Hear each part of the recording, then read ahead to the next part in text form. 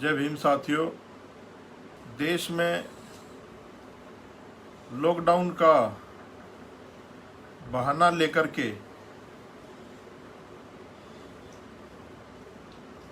रोज की रोज जो मनवादी सोच के व्यक्ति हैं हमारे समाज के लोगों के साथ अत्याचार, उत्पीड़न, बहन बेटियों के साथ बलात्कार, जो बहुजन योद्धा हैं, जो समाज की आवाज़ उठाते हैं, उनकी हत्या, ये रोज़ की रोज़ समाज में, देश में देखने को मिलता है। तो साथियों, अभी एक पंचायत भी हुई थी यमुनानगर में 31 तारीख को। मैं भी उस पंचायत में गया था।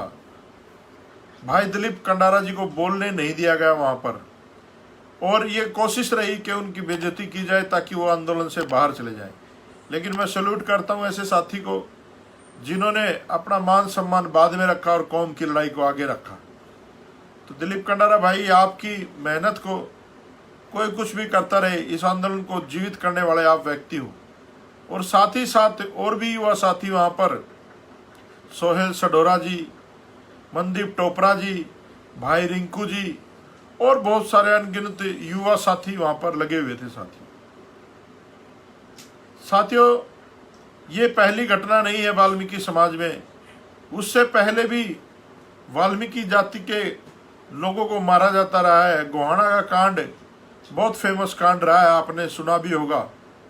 जो राकेश लारा जी, जिनको हुड्डा की सरकार में मार दिया गया था षड्यंत्र के तहत, और वाल्मीकि जाति के लोगों के घरों को भी जलाया गया था। साथियों, वो आंदोलन भी काफ़ी बड़ा हुआ, लेकिन उसमें भी क्या हुआ पता नहीं चला। बहुत सारी चीज़ें गुमनाम सी हो जाती हैं। बहुत सारे लोग समाज की दुआई देते हैं, लेकिन बहुत सारे ऐसे लोग भी हैं जो सेटिंग भी करते हैं ऐसे प्रकरणों में। साथियों, वहाँ पर कुछ गुंडा तत्व, या मैं कहूँ कि कुछ जो मनवादी ताकतें इस देश पे राज कर रही हैं, उन लोगों ने भी कुछ लोगों को भेजा वहाँ पर जो अपने आप को समाज का रहनुमा कहते हैं। लेकिन साथियों, वहाँ पर जो जहर घोला गया, उन लोगों की तरफ से समाज को तोड़ने का काम किया गया। खूब उन लोगों ने प्रयास किया कि वहाँ पर दोनों जातियाँ, वाल्मीकि और चमार, आपस में भेद हो जाए और ये लोग अलग अलग हो जाएं। लेकिन वहाँ पर ऐसा कुछ नहीं हुआ। इस देश में जो बहुजन युवा वो भ्रमित है। बहुत सारे साथी मिलते हैं रैलियों में, और मैं जब उनसे बात करता हूँ तो मैं पूछता हूँ कि भाई आप फलाने के साथ हो, आप फलाने के साथ हो। तो वो लोग एक बात कहते हैं कि भाई साहब, हम तो ईमानदार आदमी का इंतजार कर रहे हैं कि कोई दूसरा काशीराम इस देश की धरती पे पैदा हो और बाबा साहब अम्बेडकर की विचारधारा को आगे बढ़ाए। तो मैं आप सब लोगों से एक बात जरूर शेयर करना चाहूँगा। ऐसा नहीं है कि इस धरती ने लाल पैदा करने बंद कर दिए हैं। हम लोग बाबा साहब अम्बेडकर की नस्ल हैं, मान्यवर साहब काशीराम की नस्ल हैं। हमारे राजनीतिक संघर्ष में अगर हम किसी को मानते हैं तो बाबा साहब अम्बेडकर, मान्यवर साहब काशीराम, माननीय दीना भाना वाल्मीकि जी को, जिनको लोग प्रोजेक्ट करने से भी डरते थे, जिन बातों को लोग कहने से भी डरते थे, माननीय साहब श्री काशीराम जी ने वो बातें मंचों के माध्यम से समाज तक पहुंचाई। साथियों, बहुत सारे लोग समाज में काम कर रहे हैं। मैं ये नहीं कहता कि सब लोग बेईमान हैं या सब लोग ईमानदार हैं। साथियों, आदमी की प्रवृत्ति से, उसके नेचर से, उसके हाव भाव से, उसके कार्यों से उसकी ईमानदारी और बेईमानी का पता चलता है। साथियों, बहुत सारे लोग जेलों में बंद हैं।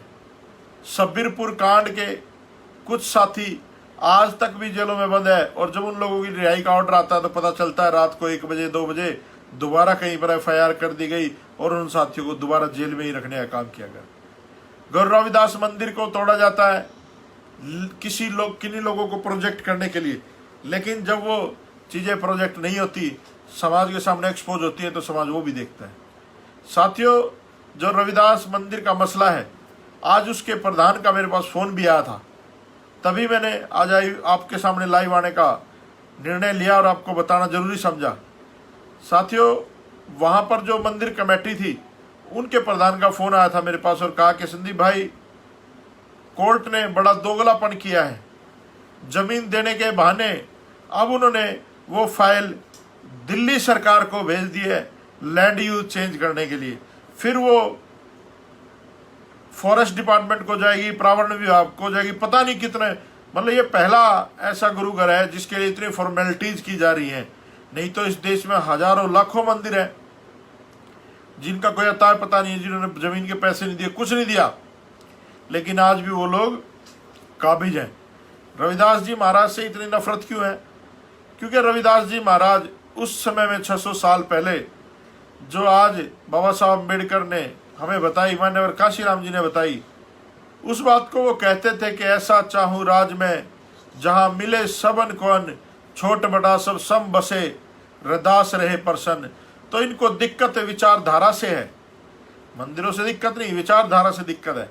और बहुत सारे मेरे साथी हैं, मैं बात करना चाहूँगा वाल्मीकि जाति पर।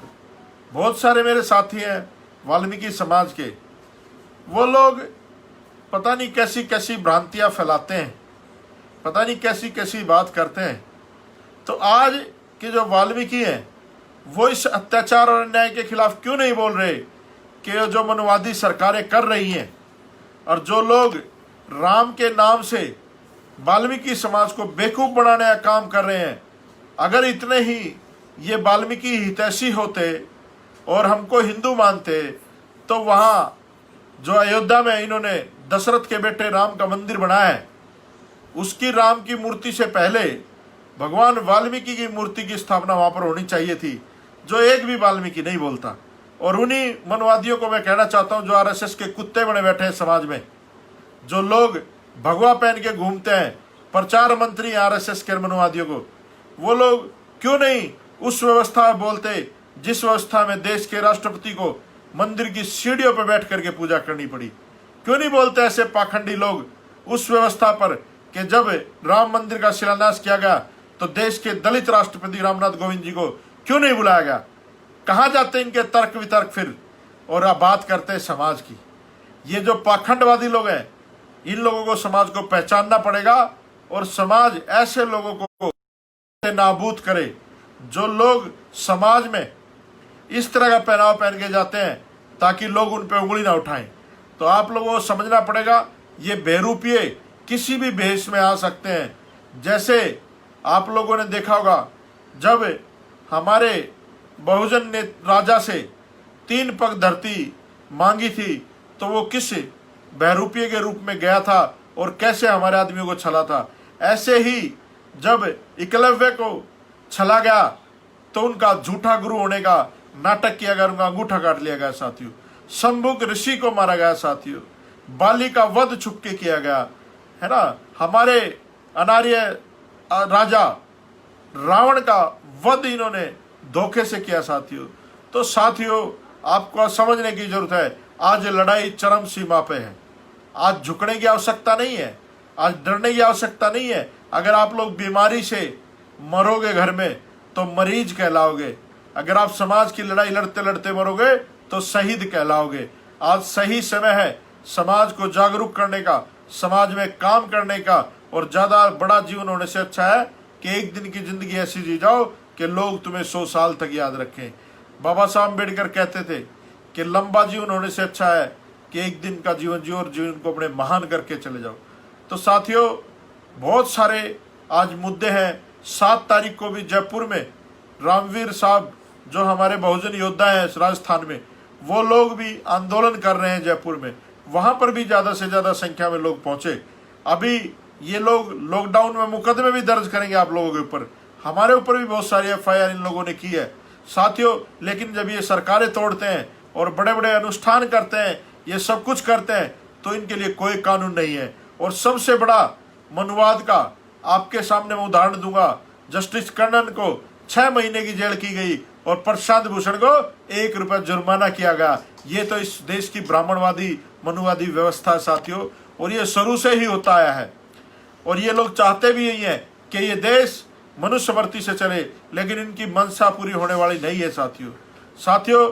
चाहे भगत सिंह हो, चाहे उधम सिंह हो, चाहे जितने भी इस देश में चाहे जलियांवाला कांड हुआ हो, इन सब की मुखबरी इन्हीं लोगों ने, जो आज धर्म का ठेका लेके बैठे हैं, जो आज हिंदुस्तान की बात करते हैं इस आजाद भारत में, उन्हीं लोगों ने किए साथियों।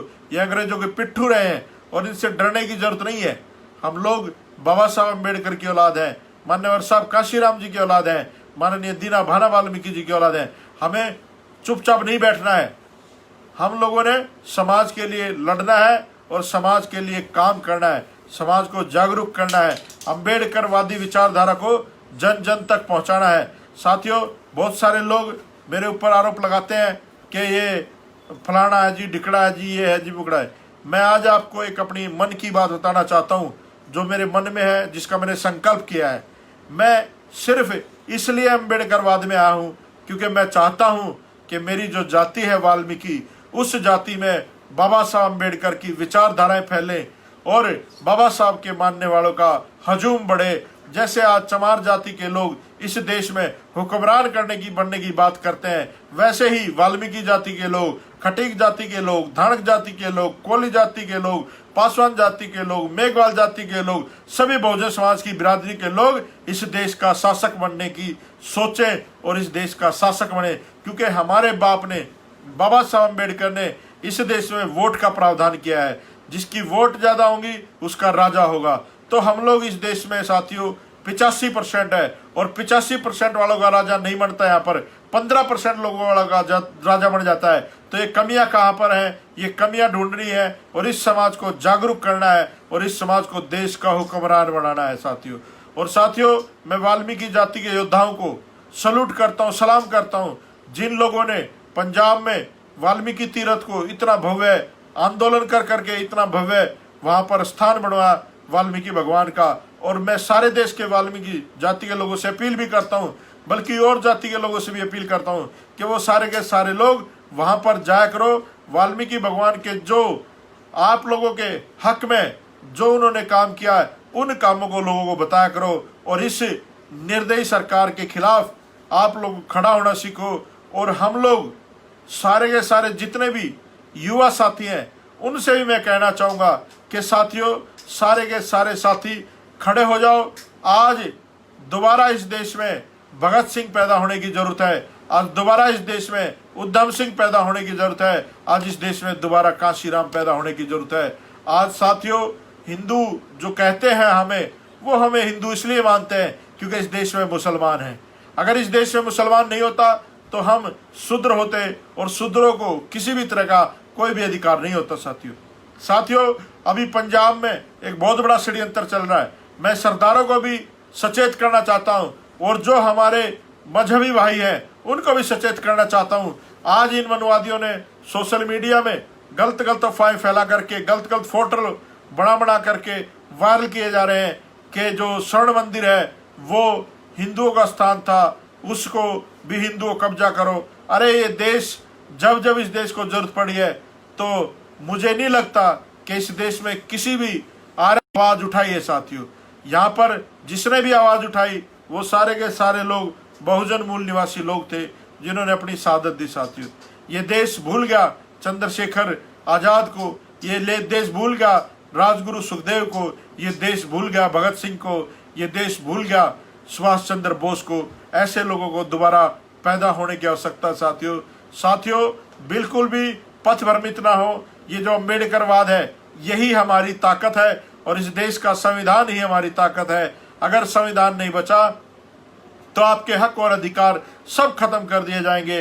ये मनोवादी ताकतें सब कुछ मिटाने पे लगी हुई हैं। तो हम सब 85% लोगों को एकजुट होकर के लड़ना होगा और इन मनोवादियों को सबक सिखाना होगा और संविधान को बचाना होगा।